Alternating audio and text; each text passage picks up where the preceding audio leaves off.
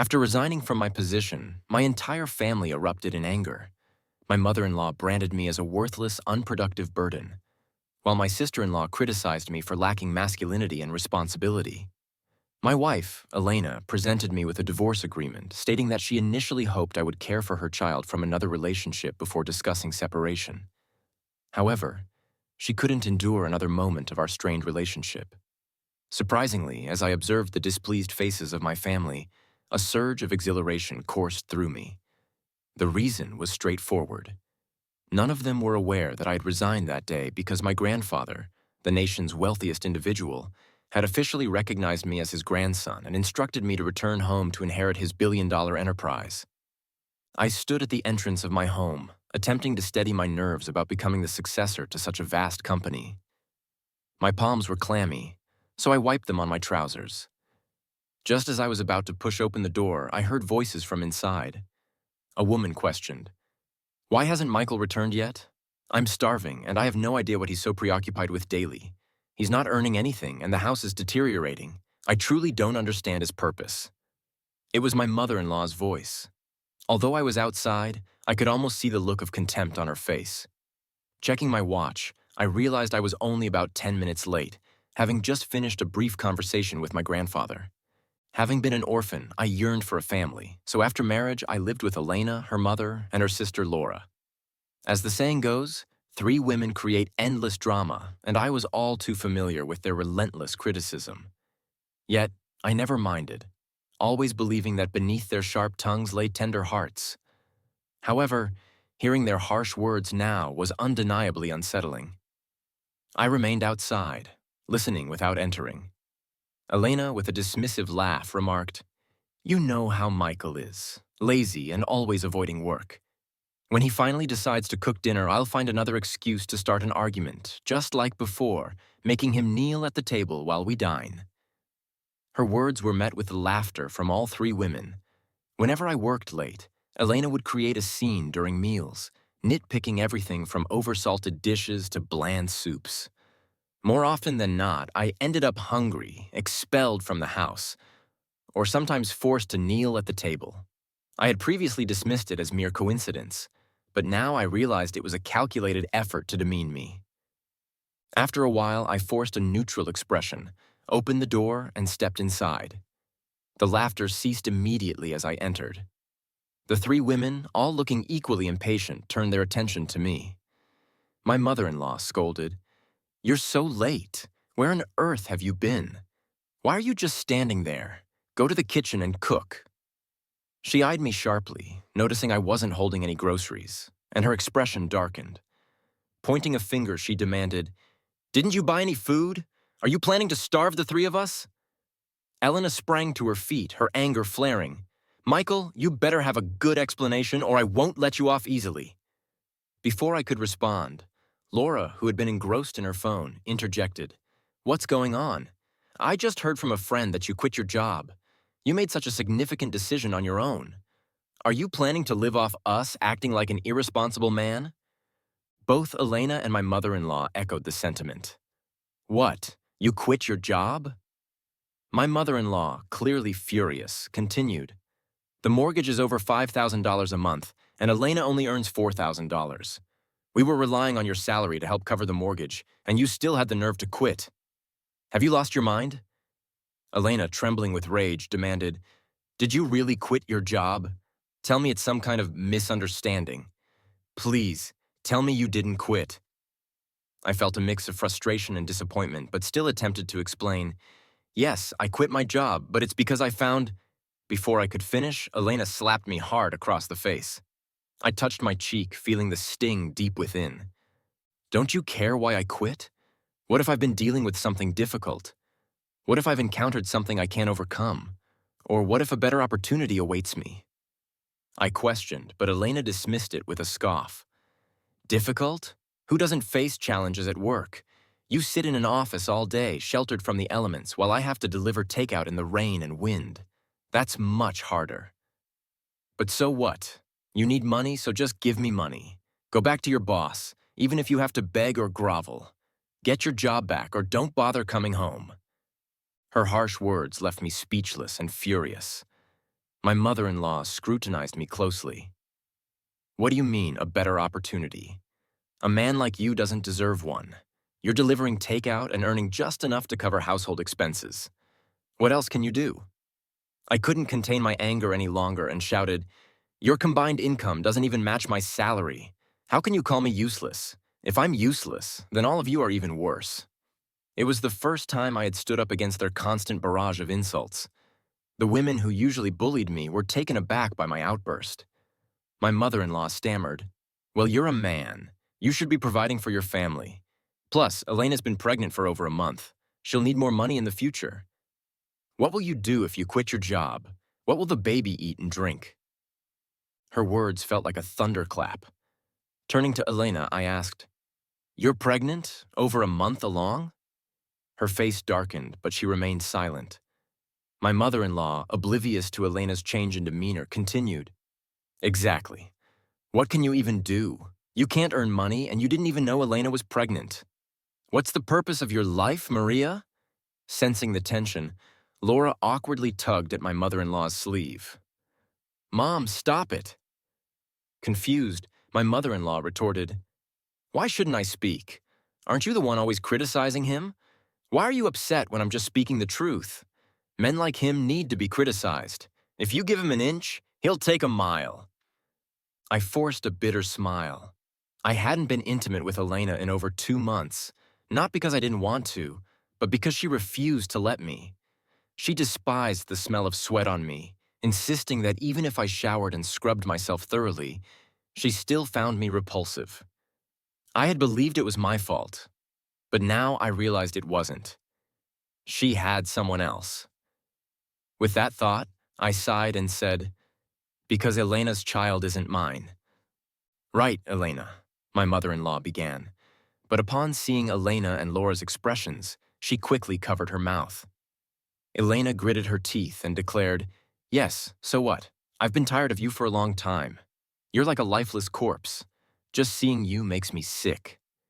She then produced a divorce agreement from her bag and threw it at my feet. "I was going to wait until you supported me during my confinement and then reveal the truth before divorcing you.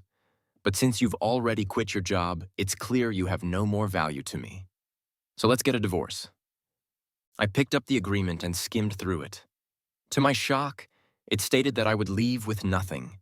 She had cheated and intended for me to leave empty-handed. I couldn't contain my bitterness and laughed bitterly. Elena, with a stiff tone, added, "Yes, the house down payment was paid with the money you gave me, and after we married, you've been covering the mortgage. But in the end, it's still my premarital property, so it has to stay with me. Even if you sue, you won't win, and you know your savings are all in my account. You don't have enough money to hire a lawyer." I was left speechless. I had met Elena through a friend's introduction and was very pleased with her, foolishly agreeing to all her conditions, including letting her use my savings to buy the house before we married. My mother-in-law and Laura couldn't agree more. "That's right. My sister didn't even ask you to raise her child. She's been very generous. How many men have raised another man's child for years only to discover it wasn't theirs?" "Exactly. And you've been living in the house for years without paying rent. You've been treated kindly, so don't act ungrateful." Seeing their disgusted expressions, I felt all my sincerity had been disregarded. I stared at the frostbite on my hands, lost in thought, forgetting to sign the divorce papers. In my silence, the three of them misunderstood, thinking I was reluctant to divorce and trying to cling on. My mother-in-law sneered, "What's wrong? You can't bear to sign. Let me tell you, it's my daughter who wants the divorce. You don't have a choice in this. If you didn't want to be abandoned, you should have been a useful man by now, not this useless thing." Laura, looking down on me, arrogantly stated, "My sister didn't do anything wrong. You're the one who's useless. So, of course, she has to find another way out. She can't just hang herself on your crooked tree, can she?" Elena's expression softened slightly, but I couldn't tell if she felt guilty or was trying to persuade me to divorce. She sighed and said, "Let's part on good terms. I know you're reluctant to let me go and that you love me deeply. But forcing something that's already broken will only leave us both bitter. Even if you don't divorce me and are willing to raise my child as your own, I still don't want our son to call a useless man like you his father." Hearing these words from all three of them, I smiled bitterly and without hesitation signed the papers.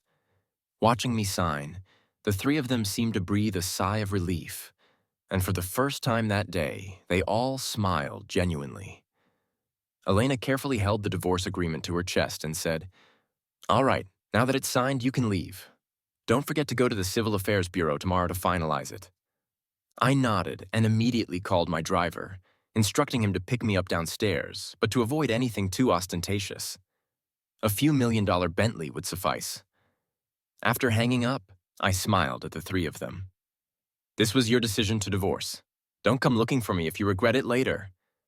They exchanged stunned looks, their faces filled with shock. I ignored their reactions and left the house, closing the door behind me. The three of them were briefly stunned before dismissing my departure as empty boasting. They didn't even attempt to chase after me and lock the door, seemingly fearing I might regret it and return.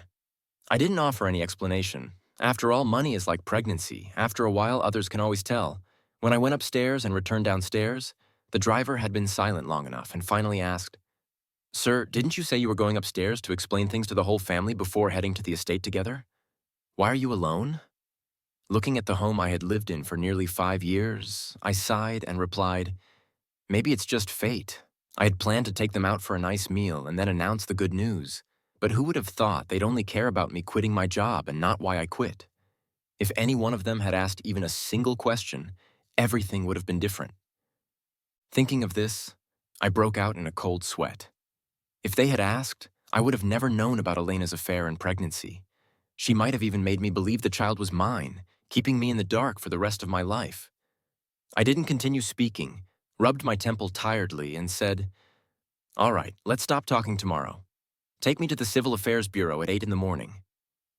The driver understood I was not in the mood for conversation and remained silent. As I watched the changing scenery outside the window, I couldn't help but reflect. Yesterday, I was just a regular delivery driver obsessed with getting good reviews and hoping it wouldn't rain. Today, I was sitting in a luxury car. Life truly is the best scriptwriter. The next morning, I arrived at the Civil Affairs Bureau. Upon entering, I found the three women waiting for me there. When Elena saw me, she visibly relaxed and said, "I thought you wouldn't dare to come." I smiled and replied, "Same to you." Elena rolled her eyes and remarked, "Yesterday you were boasting about your $1 million car, and now you think I'd believe that and beg you not to divorce me.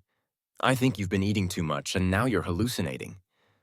I didn't respond, but walked straight to the divorce window, initiating the process with Elena. My mother-in-law and Laura were somewhat surprised at how easily I was proceeding. My mother-in-law muttered, "This useless man looks kind of handsome dressed like this." Laura, noticing my outfit for the first time, furrowed her brows and seemed to mumble to herself, "I don't recognize the brand, but why does it look so high-end?" Laura, who was obsessed with luxury brands and could name them all despite buying so few, had a sharp eye for designer goods. However, she couldn't recognize it because I was wearing a custom-made suit stitched together by dozens of tailors overnight. It wasn't one of those regular luxury brands. Before she and my mother-in-law could discuss it further, Elena and I had already completed the divorce process and received the divorce certificate, symbolizing my newfound freedom. The three women also smiled as they held up the divorce certificate. I shook my head, turned around, and was about to leave when a peculiar girl suddenly grabbed my arm. With a face full of excitement, she said, "It's you, right? You're the grandson of the missing billionaire Michael, correct?" As soon as she spoke, the three women who had been laughing and chatting fell completely silent and stared at me. I pretended not to notice, smiling at the girl and replying, "Yes, but I don't think we know each other." The girl smiled back and quickly realized she hadn't introduced herself. She handed me a business card and said, "I'm a reporter from Urban News. My name is Anna." I nodded and responded, "A reporter, but I still don't know you." Anna nodded and explained, "Yes, but I don't have any ill intentions, and I'm not stalking you. I'm here on business and just happened to hear your name. I wanted to ask if I could interview you and your grandfather. Everyone is curious about the story of a billionaire recognizing his family. Many people want to know if, after being recognized by your family, You'll take over the Yushin group yourself or hire a professional manager. Others are curious about how you lived these past 20-something years and how you got lost in the first place. There are many people like you who have been separated from their families, and they hope to be reunited with their loved ones, just like you. If you agree to the interview, it could inspire many and give hope to parents searching for their lost children. Anna, being a reporter, bombarded me with questions so quickly that I didn't have a chance to respond. Finally, when she paused, I was about to answer when laughter erupted from behind me. Annoyed, I turned around and saw Elena and her family laughing uncontrollably. Laura, seeing Elena and my mother-in-law laughing so hard, tried to suppress her own laughter and stammered, "You're really going all out to make us regret, huh? Yesterday, you were boasting about $1 million car, and today you're wearing a no-name suit. Fine, whatever, but I didn't expect you to hire an extra to act for you." Michael, are you really losing your mind? I'll tell you this. We won't believe you. My sister can't wait to divorce you. She's so happy she probably wants to set off fireworks. There's no way she'll regret it. I rolled my eyes inwardly. I had initially intended to keep a low profile and decline the interview, but after hearing their remarks, I nodded and said, "I can accept the interview." But Anna didn't allow me to finish. She looked at me and Elena's family, slightly upset, and asked, "Mr. Lee, are you here to get a divorce? Is it because you've become the heir to $100 billion in assets that you're now abandoning the wife you married when you were poor? Why are you doing this?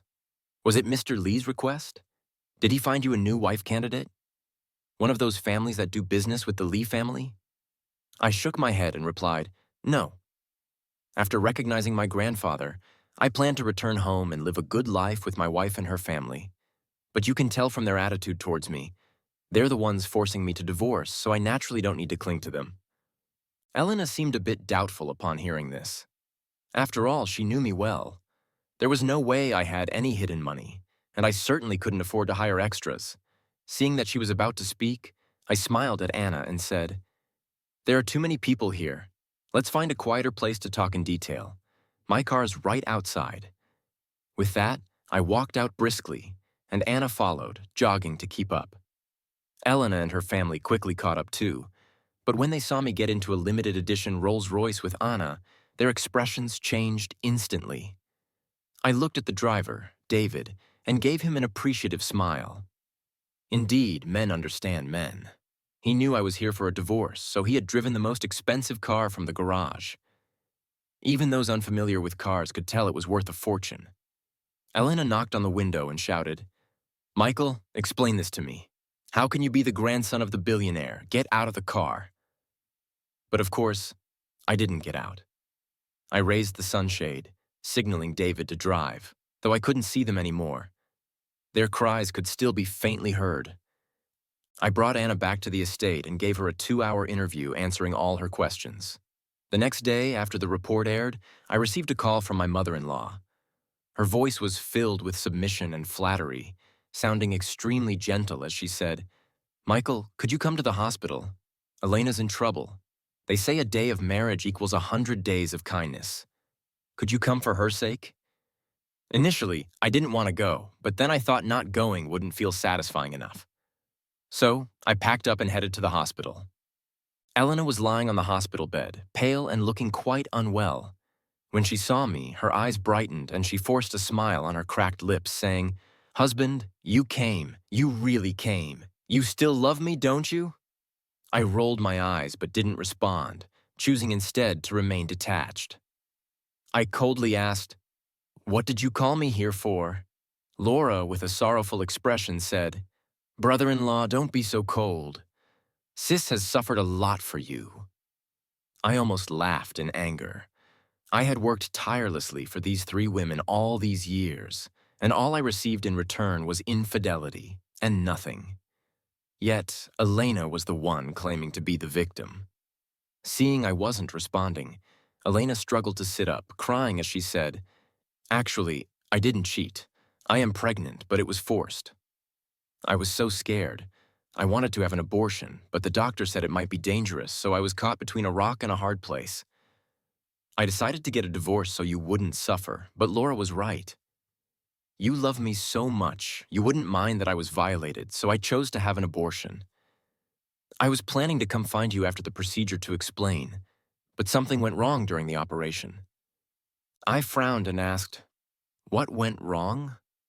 My mother-in-law visibly relaxed. She wiped away the tears from her eyes and said, "There was heavy bleeding during the abortion, and they had to remove the uterus. Elena did all this for you. She didn't want me to tell you, but I know you. You're such a good person. You must want the truth, and you'll definitely forgive Elena." I wanted to laugh, but forced myself to hold it in. For me, she cheated for me, got pregnant for me, what a joke. But I didn't say any of this. Instead, I smiled wryly and said, "Is that so?" Maybe because I had been so docile before. Elena thought I believed her and quickly nodded, saying, "Husband, I was so foolish. I only thought about not letting you suffer, but I completely forgot how much you love me. Breaking up with you would hurt you more." Laura chimed in, "Brother-in-law, look at it from the perspective of SIS being the victim. Please forgive her. We're family, and family shouldn't hold grudges. Don't you agree?" Before I could respond, my mother-in-law quickly interjected, "Of course. From the moment I met Michael, I knew he was a good person. All these years, I've treated him like my own son. How could he hold a grudge over such a misunderstanding?" As she spoke, the three of them looked at me with pleading eyes. I felt all the resentment I had endured over the years vanish instantly, replaced by an indescribable joy that overflowed from my heart. I couldn't hold it in anymore and laughed loudly. "When I was a useless man, you didn't say any of this. Did you forget? I certainly haven't. Should I remind you what you said back then?" The three of them looked embarrassed and didn't know how to respond. I continued, "Now that you know I'm the grandson of the billionaire, the sole heir, and soon to be $100 billion CEO, you suddenly find something good about me." They were caught off guard and stared at me speechlessly. I paused and said, "Stop dreaming. I'm only here to watch the drama and laugh at you. I know the true faces of the three of you better than anyone else. I can never forgive you, and I will never reconcile with women like you. So fickle and untrustworthy. Come to think of it, I should thank you," I added, looking at Laura with a smile. "If you hadn't added my colleague on WeChat to monitor me, you wouldn't have even known about my resignation. If it weren't for that, you all would have become rich by now." Upon hearing this, my mother-in-law was so angry that her eyes turned red. Without thinking, she slapped Laura across the face and yelled, "You little bitch! Why do you have to meddle in everything? Do you know what we've lost because of you?" Laura, not one to suffer in silence, took her frustrations out on Elena. "It's all your fault. You asked me to add Michael on WeChat so you could cheat. If you had been able to control yourself, none of this would have happened." Elena, already recovering from her surgery and missing out on a fortune, was furious upon hearing this. She snapped, "Mom, didn't you tell me Michael was useless and that I should make use of my youth and beauty before I regretted it later? Why is it suddenly my fault? At least I married Michael and we had feelings for each other. Our marriage was once harmonious. It's you and Laura who kept saying that marriage oppresses women, that we should depend on money but maintain our independence, treating men as tools. This is what led us to this situation. It's all your fault." As the three of them started arguing, I couldn't help but laugh even harder, realizing I was doing it on purpose. They stopped fighting, their eyes narrowing with hatred as they stared at me. After a while, Elena sneered and said, "Michael, don't think you're so clever. We called you here to give you face. But since you don't want to start over with me, don't blame us for turning on you." My mother-in-law nodded and added, "Michael, you'll regret this." I had seen enough of the show. Smiling, I said, "Whether I regret it or not, I don't know. But the three of you, the real scumbags, are definitely regretting it right now." With that, I didn't even glance at their faces as I walked out of the hospital room.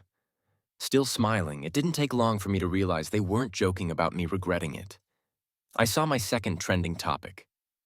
Michael abandons wife and child. What a failure of a man. I clicked on the trending topic and quickly found Elena's live stream. She was still in the hospital, looking even more haggard than the last time I saw her. My mother-in-law and Laura were also there. both with equally distressed expressions. Elena cried as she spoke into the camera. I don't understand why Michael wants to divorce me. I begged him, asked him to stay for the sake of our child, but he still left without hesitation. Because of the heartbreak, I ended up losing the baby. As she spoke, Elena broke down in tears, unable to continue. My mother-in-law quickly took over, saying, "We only found out about Michael being the grandson of the billionaire after seeing the news. That's when we realized he's rich now and doesn't think our daughter is good enough for him anymore." Laura sighed repeatedly, offering comfort to Elena and my mother-in-law before continuing. I really don't understand. Why is it that when men get money, they turn bad? Michael has been my brother-in-law for years. He lived with our family and we always treated him as one of our own. We never pressured him. We just thought that being together as a family was enough. But who would have thought that sincerity couldn't bring sincerity in return? My sister has been through all this, and I just want to ask him, did he ever truly care? But Michael only mocked her, saying she wasn't good enough for him, saying she deserved it. We couldn't take it anymore, so we decided to do this live stream. Our goal is to let the billionaire see Michael's true face and not give the company to this ungrateful scumbag, this vampire. After hearing this, the comments on the live stream flooded in, overwhelmingly filled with insults directed at me. After the live stream went viral, my grandfather swiftly organized a meeting, assembling a team of crisis management experts and lawyers. He was furious but still offered me comfort, saying, "Michael, don't worry. I know you're not that kind of person. The men of the Lee family have never been the type to abandon their wives and children." The crisis management team and lawyers discussed among themselves before one person awkwardly spoke up. This is a difficult situation to handle. First, there's the divorce. Everyone knows that the young master got divorced the day after recognizing his grandfather. Even though we know it was Elena who initiated the divorce. No one will believe that. Even if we can prove it was Elena who wanted the divorce, people will still think the young master hid his identity and intentionally seduced Elena into getting involved. Second, the child is already gone. Although the young master says the child wasn't his, we have no evidence. People these days love to gossip about the rich, and they prefer to believe the victim. So, the young master's reputation is really hard to salvage. I frowned and said, "How is it hard to prove? As long as we find evidence of Elena's affair, the truth will come to light." I thought for a moment and quickly outlined a few steps. After I finished, everyone nodded in agreement. My grandfather sighed with relief and said, "Hearing you say this, I'm at ease. Actually, I've already started investigating this. Even though you have Lee family blood, you didn't grow up with me. I've always been worried that you might be mediocre or too kind. But now, seeing how bold and strategic you are, I can finally retire in peace." So that was the plan. No wonder such a simple matter hadn't been handled yet. Could the rich really be this naive? Because we were wealthy enough, it didn't take long to gather evidence that Elena had lied. I didn't hesitate and immediately began to clear my name. First, I revealed Elena's affair records. This wasn't hard to find. I even found a witness, her balding boss, Hiroshi, who said indignantly on camera, "It was Elena who seduced me. She even forced me to divorce my wife, and now I've lost everything. Here are our chat records. You can take a look." While everyone was busy reading the hundreds of chat messages, I wasted no time in releasing our divorce agreement. It showed that Elena and I had divorced, and even though I paid for the down payment and the mortgage on the house, I still ended up with nothing. Elena's family reacted swiftly. As soon as I started to clarify things, Elena went live. Crying, she explained, "I don't understand. I just wanted an apology. Why did you have to spread these horrible rumors about me? You knew I lost the child, so you bribed my boss to slander me. Are you going to deny giving him money?" Of course, I had paid him, but I didn't need to admit that.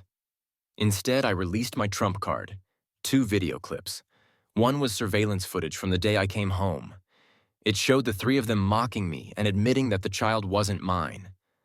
Ironically, this surveillance footage had been installed by my mother-in-law, who was suspicious of me. She had lost her gold bracelet but refused to admit it, insisting that I had stolen it. To find evidence, she had specifically set up surveillance in the living room. Since the three of them didn't understand digital devices, I had the installation and the account details. After my identity was revealed, they immediately deleted the footage. But what they didn't know was that I had set up automatic backups, fearing I might be wronged. So the footage they deleted was quietly stored on my cloud storage, providing irrefutable proof of my innocence. The other video was of me visiting Elena in the hospital. Of course, I didn't go to the hospital just for personal satisfaction. I was there to gather more evidence. These two videos didn't just reveal the truth, they also exposed the true colors of the three women. Online sentiment quickly shifted. The netizens who had been deceived and used as pawns were furious. The people who had been insulting me turned around and started attacking the three women in the live stream. The comments flooded in. "Give me back my money. I spent $100 on gifts for you while eating fast food to help you out. I really can't believe I was so blind. This is so satisfying." Michael may have been a late bloomer in terms of wealth, but this counterattack was incredible. It was like a real-life revenge drama. Good things come to good people. If I hadn't wanted to surprise them, they would have been ruined by these three women. In just a few minutes, Elena was forced to end her stream, and her account was quickly banned.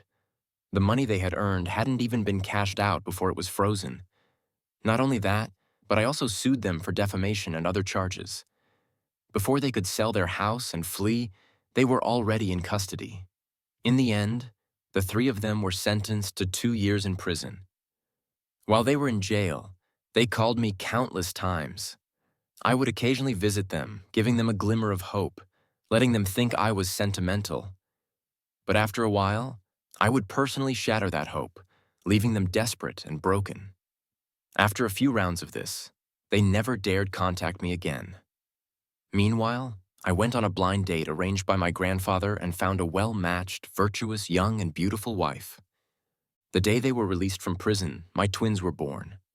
After their release, their house was auctioned off because they couldn't pay the fines. The money from the auction was partly given to me and partly to the deceived netizens.